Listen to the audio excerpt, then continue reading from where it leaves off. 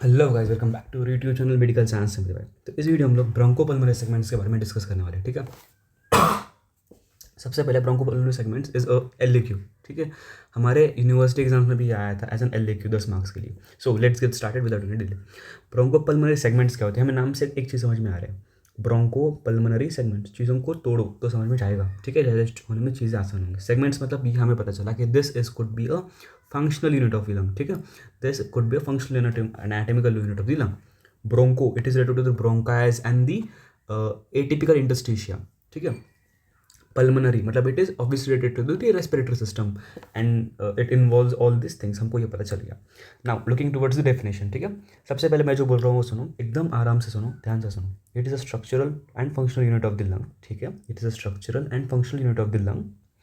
Parenchyma aerated by a segmental bronchus. ठीक है, अब समझते इसको, तोड़ डेफिनेशन को। It is a functional and anatomical, structural भी बोल लो। ठीक है, जितने लगाओगे सही है उतना डेफिनेशन में लगा सकते हो। It is a functional and anatomical structural unit of the lung. Parenchyma, parenchyma मतलब क्या, जैसे इपिथेलियल होता है वैसे पैरेन्काइमा होता है। पैरेन्काइमा मतलब लंग एज एन होल। ठीक है, lung as a whole, lung की जो पार्ट्स है, जैसे मैंने नोटबुक उठाई तो उसका जो पेजेस है वो पेजेस से वो बना हुआ है, तो वो उसका पैरेन्काइमा हुआ है ना। तो ये जैसे लंग जिस चीज़ से बना होता है हमारी, है ना, देखा होगा अगर अपने डायसेक्शन किया होगा तो।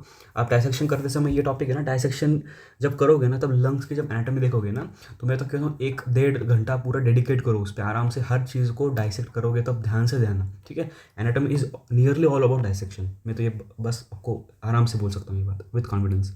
Structural function unit of lung parenchyma, aerated by segmental, aerated by segmental मतलब ये टर्शियरी ब्रोंकस। ठीक है, this is all about definition. Lung का वो पार्ट जो कि उसके एनाटॉमिकल, फंक्शनल और स्ट्रक्चर यूनिट बनाता है। ठीक है, जो जिसको हम लोग एक टर्शियरी ब्रोंकस से सेगमेंट करते हैं। ठीक है, टर्शियरी ब्रोंकस आपको बताता हूँ मैं क्या होता है, एक मिनट बस। ठीक है, टर्शियरी ब्रोंकस क्या होता है, हमें पता है ये आपका ट्रेकिया, ये फिर डिवाइड होता है ब्रोंकाई में। ठीक है, फिर डिवाइड होगा आपकी लंग में जाके प्राइमरी ब्रोंकाई में। ठीक है, ये ऐसे कुछ होगा तो ये और डिवाइड होगा, डिवाइड होते होते जब ये एल्वियोला के जस्ट पहले, अभी आपका एल्वियोला है। ठीक है, एयर सैक है आपका, एयर सैक के पहले जो होता है उसको हम लोग टर्शियरी ब्रोंकस बोलते हैं। ठीक है, प्राइमरी ब्रोंक मतलब सुनो, ट्रेकिया, ट्रेकिया डिवाइड होगा तो ब्रोंकाई, डिवाइड होगा तो ब्रोंकस, जो कि डिवाइड होगा primary, secondary, tertiary and at the end alveola है, जिसको हम लोग एयर सैक भी बोलते हैं। ठीक है, एयर सैक जिसमें हवा, बेसिकली एयर मतलब अभी वही हवा बोलेंगे ना हिंदी में, जो कि जाएगा जिसके जिस जहाँ पे जाके, ये आपका एल्वियोला है समझो। अगर ये एल्वियोला है, सॉरी, सिंगल एल्वियोला, प्लूरल एल्वियोला है, तो इसको क्या बोलेंगे, टर्शियरी ब्रोंकोस बोलेंगे। ठीक है, यहाँ पे क्या होगा आपका, अरे यार मैं फिजियो में चला जाऊँगा। ठीक है, बस शॉर्ट में सुनो। यहाँ पे क्या होगा आपका, कार्बन डाइऑक्साइड इसमें आएगा, ऑक्सीजन इसमें आएगा। ठीक है, ये यहाँ से फिर ऑक्सीजन आया, एयर आया जिसमें कि ऑक्सीजन है, इसमें चला गया आपके एपिथेलियम सरफेस में। ठीक है, रेस्पिरेटरी एपिथेलियम में। फिर ये जो इसका जो कार्बन डाइऑक्साइड जो ऑर्गन से लेके आया है वो इसको देगा, ये कार्बन डाइऑक्साइड बाहर एक्सेल कर देगा, एक्सेल चला जाएगा फिर आपकी बॉडी से बाहर CO2 और टिश्यूज़ और ऑर्गन्स के अंदर O2। ठीक है, तो की फीचर्स क्या है, देखो शेप कैसा होता है, पिरामिडल होता है with the apex pointing towards the lung root, है ना, apex pointing toward the lung root. अब इसका मैं डायग्राम बना के आपको दिखाता हूँ। देखो, पिरामिडल बनाना है कोई चीज़ तो ऐसे बना दिया, काफ़ी वेग डायग्राम बना रहा हूँ मैं, आप आपकी बुक में देख सकते हो। जो चीज़ बुक में दी है वो मुझे बताने में कोई मतलब प्रॉब्लम नहीं है, लेकिन वही चीज़ मैं 10 बार बताऊँगा, उससे अच्छा मैं जो समझाऊँगा उस पर ध्यान दिया करो, है ना। ये हो गया आपका 1 2, एग्जाम्पल के लिए 3 बना दो। ठीक है, अब सुनो, ये जो है ना रेड चीज, this is a pulmonary venule. Okay, this is a pulmonary venule. All right, जो बीच का बनाया मैंने, this is the tertiary bronchus, जिसमें ये हवा भरी जा रही है। ठीक है, टर्शियरी ब्रोंकस जो मैंने आपको बताया है ना। जो ब्लू वाला है, this is the pulmonary artery. Pulmonary जुट गया मतलब वो अपोजिट करेगा, जैसे आर्टरी क्या कर दी है, ऑक्सीजनेटेड ब्लड कैरी करती है, वेन क्या करती है, डीऑक्सीजनेटेड ब्लड कैरी करती है। लेकिन अगर इसके सामने पल्मोनरी जुड़ गया तो उल्टा करना है, pulmonary artery carries deoxygenated blood, pulmonary vein carries oxygenated blood. ठीक है, बेसिक सी चीज़, बेसिक से बता रहा हूँ क्योंकि कई लोगों को पता नहीं होता, जिनको नहीं, ठीक है भाई, नहीं पता तो नहीं पता, लेकिन जिनको पता है कभी कभी वो भूल जाती है, रिवाइज करने में उनको दिक्कत आती है, शॉर्ट में समझाना सही रहता है। ठीक है, इसके बाद इसके पार्ट्स क्या होते हैं, पल्मोनरी आर्टरी हो गई, टर्शियरी ब्रोंकस हो गया, ब्रोंकियल आर्टरी हो गई, और बचे हुए दो, एक इंटरसेगमेंटल प्लेन्स, जैसे ये यहाँ पे, this is the intersegmental plane. ठीक है, अभी इसी की कॉपी कर दो ऐसे। ऑलराइट, ये एक जो पिरामिड था, ये एक अकेला पिरामिड ही आपका ब्रोंकोपल्मोनरी सेगमेंट है, ठीक है। चलो नंबर ऑफ सेगमेंट देखते हैं हम लोग। अब सबसे पहले ब्लड सप्लाई देखेंगे। आर्टेरियल ईच सेगमेंट रिसीव्स, देखो ब्रोंकोपल्मोनरी सेगमेंट में खासियत क्या है उसकी, एक तो पिरामिडल है ना। अब इसको है ना, सब कुछ ऑटोनॉमस है, इसके पास खुद का खाना, खुद की हवा, खुद का सब कुछ है, ठीक है। ये एक इंडिपेंडेंट बॉडी की तरह काम करता है, ठीक है। और इसके बहुत सारे एडवांटेजेस है हमारी बॉडी को, like in our respiratory system के एस्पेक्ट में। खुद का हवा, खुद का पानी, मतलब क्या, इसका लिम्फेटिक ड्रेनेज में खुद होगा, ठीक है। इसका जो कनेक्टिव टिश्यू है सबटा से डिवाइड होगा, सेपरेट रहेगा, ठीक है।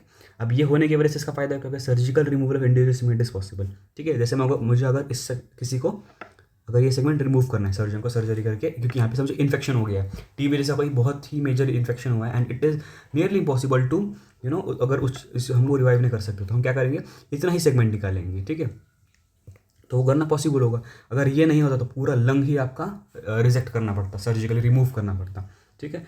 इसकी खुद का एयर है, खुद का एयर आता है, इसको खुद का वीनस ड्रेनेज है और आर्टेरियल सप्लाई है और लिम्फेटिक ड्रेनेज भी है खुद का। ये डेफिनेशन बन गया आपका ब्रोंकोपल्मोनरी सेगमेंट्स की, all right. No cross communication disease और infection is typically confined to a single segment. ये तो पढ़ते ही समझ में आ गया, कोई क्रॉस कम्युनिकेशन नहीं है इसमें। तो अगर कोई डिसीज इसको आई तो ये इसमें ट्रैवल नहीं करेगी, ठीक है। इतना आपको समझ में आ गया, वापस बना दी, कोई दिक्कत नहीं। देखो सॉरी, देखो ब्रोंकोपल्मोनरी सेगमेंट्स राइट में 10 होंगे और लेफ्ट में आपके 10 होंगे। ऐसे 8 होते, कभी कभी 10 होते हैं, जैसे बॉडी टू बॉडी डिपेंड करता है। मोस्टली 10, क्योंकि कभी कभी अगर 2 फ्यूज़ हो गए तो वो 10 के 8 बन गए आपके, 2 फ्यूज़ हो गए, है ना। देखो राइट लंग में कौन से होते हैं, आप ध्यान से सुनो। देखो अगर ये आपका मैंने लंग बना दिया जैसे, ठीक है, ये एक हो गया और ये एक हो गया, ठीक है। ये यहाँ पे मैंने खड्डा से क्यों बनाया, डिप्रेशन क्यों बनाया, क्योंकि वहाँ पे आपका हार्ट होता है। तो देखो अब आपको देखते ही समझ में आ जाना चाहिए कि कौन सा रंग राइट है, कौन सा लेफ्ट है, ठीक है। समझ में कैसे आना चाहिए, देखो ये क्या है, जो मैंने लाइन्स बनाई ये वाली, ये क्या लाइन है, ये आपकी फिजर्स है, ठीक है। ये डिवाइड करेगी लंग को, ठीक है, और डिवाइड करेगी। जिसमें 2 फिजर वो आपकी राइट लंग, जिसमें 1 फिजर वो आपकी लेफ्ट लंग, ठीक है। एक फिजर होगा तो 2 में डिवाइड करेगा भाई, एक लाइन से काटोगे किसी चीज़ को तो 2 में डिवाइड होगा, और 2 लाइन से काटोगे तो 3 में डिवाइड होगा। तो लेफ्ट लंग में 3 लोब्स, राइट लंग में 3 लोब्स हुए, ठीक है। 2 फिजर और 3 लोब्स, 2 लोब्स और 1 फिजर लेफ्ट लंग में, ठीक है। जैसे यहाँ पे आपका हार्ट होगा, अभी दूर दूर में है लेकिन ये पास में होता है ऑब्वियसली हमारी बॉडी में, है ना। ये तो पता ही है बेसिक चीज़। देखो यहाँ तक हम लोग पहुँच गए। अब ध्यान से सुनना, जैसे ये आपका एक लंग का लोब उठाते हैं हम लोग, सबसे पहले हम लोग सुपीरियर लोब करेंगे, superior lobe, middle lobe, inferior lobe, है ना, राइट लंग में। सुपीरियर लोब को हम लोग डिवाइड करते हैं 3 इसमें, अपाइकल, एंटीरियर, पोस्टीरियर, ठीक है। अपाइकल लोब, ठीक है। अब हम क्या पढ़ रहे हैं, सेगमेंट्स ऑफ द लंग पढ़ रहे हैं। अपाइकल सेगमेंट जैसे बोल लो, और इसको बोल लो आप एंटीरियर, और इसको बोल लो पोस्टीरियर, जैसे मतलब यहाँ पर, ठीक है। ये आपका ऊपर वाला हो गया। तो ऐसे पार्ट याद करो, अपाइकल मतलब अपेक्स, अपेक्स मतलब टॉप पे, जो टॉप पे होगा वो टॉप, जो आगे होगा आगे, और जो पीछे होगा पीछे। अभी 2D है इसलिए आपको ऐसे समझ में नहीं आ रहा होगा, बट ये ऐसा ही होता है हमारे बॉडी में, ठीक है। इसलिए मैंने कहा कि जब लंग मिलेगा आपको डाइसेक्शन का टाइम पे, जब थोरैक्स शुरू होगा, अगर हो चुका है तो वेल एंड गुड, तो एक बार है ना लंग का स्पेसिमन जरूर देखना, कैडेवर में जरूर देखना। अगर कैडेवर पे नहीं हो रहा है ठीक से तो आपके जो स्टाफ डिपार्टमेंट में उन्हें ज़रूर बोलना है कि एक बार हमें लंग का स्पेसिमन दिखाए, क्योंकि बहुत इंपॉर्टेंट है ब्रोंकोपल्मोनरी सेगमेंट्स आपकी क्लिनिकल यूज़ में भी, ठीक है। 2nd ईयर 3rd ईयर में आपको हर जगह पे आएगा, मेडिसिन में, रेस्पिरेटरी मेडिसिन के हर चीज़ में आएगा, ठीक है। मिडल लोब को हम 3 में डिवाइड करते हैं, मीडियल, लैटरल और सुपीरियर। ये आपका जैसे मिडल लोब रहा तो हम लोग इसको डिवाइड करके 3 लोब इसमें, ठीक है, ठीक है। 3 लोब्स कौन से, मीडियल, लैटरल और सुपीरियर। ये तो बहुत आसान याद करना, ठीक है। सुपीरियर ऊपर वाला, आजू बाजू, ठीक है, आजू बाजू ऊपर, आजू बाजू ऊपर, ऐसे। ये बहुत आपको लेमन लगेगा, क्या बोल रहे हो करके सर आप, लेकिन यही चीज़ याद होगा आपको। मैंने ऐसे ही याद किया तो ये फटाफट याद भी आता है। देखो भाई लेमन चीज़ याद होगा, कॉम्प्लिकेट तो हम बाद में एग्जाम के समय कर सकते हैं इसको, फिर टर्म्स में लगा के, है ना। अभी जो है आपको याद करने में वो ज़्यादा चीज़ इंपॉर्टेंट होनी चाहिए, ठीक है। उसके बाद नीचे वाला जो है इन्फीरियर लोब, उसको हम लोगों ने वापस डिवाइड कर दिया, ठीक है।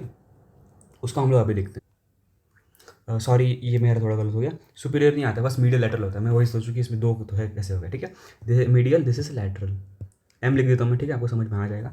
मिडिल और लैटरल, ये क्या है आपके, ये होगा आपका superior lobe, middle lobe, inferior lobe हम लोग डिस्कस करेंगे। इन्फीरियर लोब में देखो, इन्फीरियर लोब बड़ा आसान होता है, बस दिमाग से काम लो, ठीक है। सुपीरियर होगा, मीडियल बेसल हो गया, एंटीरियर बेसल हो गया, लैटरल बेसल हो गया, पोस्टीरियर बेसल हो गया। सुनो, सुपीरियर लिख दिया, ठीक है। अब लिखो, अब आपको क्या क्या पता है, आजू बाजू ऊपर नीचे, है ना। आजू बाजू, आजू मतलब मीडियल, बाजू मतलब लैटरल, ऊपर मतलब सुपीरियर, सॉरी आगे पीछे, एंटीरियर और पोस्टीरियर, ठीक है। सुनो, सब क्या, सबने बेसल लगा दो, ठीक है। आजू बाजू आगे पीछे, आजू बाजू आगे पीछे, ऐसे करके याद करो, ठीक है। आजू बाजू, जैसे हम लोग ना आजू बाजू में है, आगे पीछे है, तो वैसे आगे मतलब एंटीरियर, पीछे मतलब पोस्टीरियर, पता ही है, मीडियल लैटरल, ठीक है। अब एक बार है ना, आराम से सारे लोब्स रिवाइज करेंगे। यहाँ आ जाओ आप, देखो, ये आपका राइट लंग में लिखूंगा यहाँ पे। सबसे पहले हम लोगों ने डिस्कस किया था right superior lobe. Right superior lobe में हमारे 3 थे सेगमेंट्स। पहला सेगमेंट था अपाइकल, दूसरा था एंटीरियर, तीसरा था पोस्टीरियर। उसके बाद हम लोगों ने डिस्कस किया right middle lobe. Right middle lobe में हमारे 2 लोब्स थे, सेगमेंट्स थे, सॉरी, लैटरल, मीडियल, आजू बाजू, ठीक है। उसके बाद हम लोगों ने डिस्कस किया राइट इन्फीरियर, जो अभी हमने लेटेस्ट में डिस्कस किया। उसके हमारे ऊपर सबसे पहले लिख दिया। इसके बाद और 4 होते हैं, वो होते हैं आपके आजू बाजू, मीडियल, लैटरल, आगे पीछे, सबके सामने बेसल लगा दो इन चारों के, बेसल बेसल बेसल। ये हो गया आपका राइट डिस्कस, ठीक है। अब आता है लेफ्ट लंग पे। लेफ्ट लंग है ना, अब लेफ्ट लंग देखो। लेफ्ट लंग को हम लोग 2 इसमें डिवाइड करते हैं, हमको पता है। अब इसके कितने होते हैं ट्रंकोपल्मेंट सेगमेंट्स, 8 to 10, ठीक है। 8 to 10 लिखाओ, ये बेस्ट रहता है।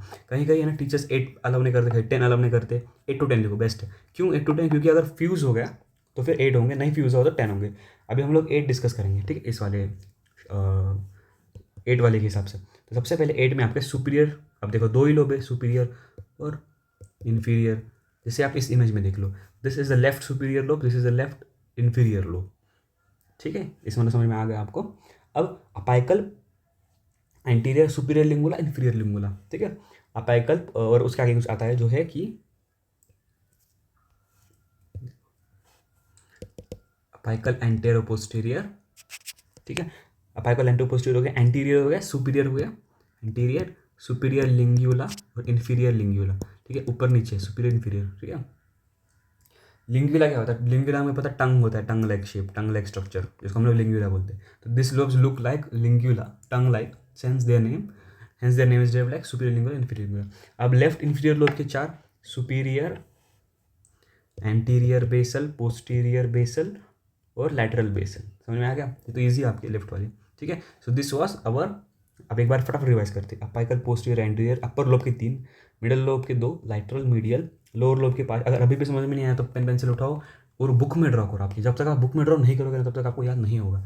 और जैसे मैंने बताया तो वैसे याद करो, जैसे जैसे आपको सही लगे वैसे, या तो फिर सुपीरियर, मीडियल, एंटीरियर, लैटरल, सबके सामने, इन चारों के सामने बेसल लगा दो और एक आपका सुपीरियर हो गया, है ना। ये चारों को आपको एक साथ याद करना पड़ेगा। लेफ्ट लंग, अपर लोब, ठीक है, अपाइको, पोस्टीरियर, एंटीरियर, सुपीरियर, इन्फीरियर, हो गए। कितने हो गए? 4, ठीक है। 4 बोल लो, 5 बोल लो, ये देखो अभी ये फ्यूज हुआ, आप commonly fused, apico, posterior, anterior commonly fused, तो इस केस में 4, और अगर ये फ्यूज नहीं होती इस केस में 5। यहाँ पे सुपीरियर, एंटीरियर, मीडियल, लैटरल और पोस्टीरियर, अभी इस केस में 4, लेकिन अगर ये हम लोगों ने फ्यूजन निकाल दिया तो इस केस में 5। तो कितने हुए? 4 और 4 8, या फिर 5 और 5 10। Fusion of anterior and middle basal हो गया तो फिर उसको एंटीरो मीडियल बोलेंगे, नाम से ही हम लोगों ने उसको कर दिया, ठीक है। क्लिनिकल सिग्निफिकेंस क्या है, आप ध्यान से सुनो। अगर हमारा कोई एक लंग का इन्फेक्शन हो गया, जैसे ये लंग है यहाँ पे समझो, ठीक है,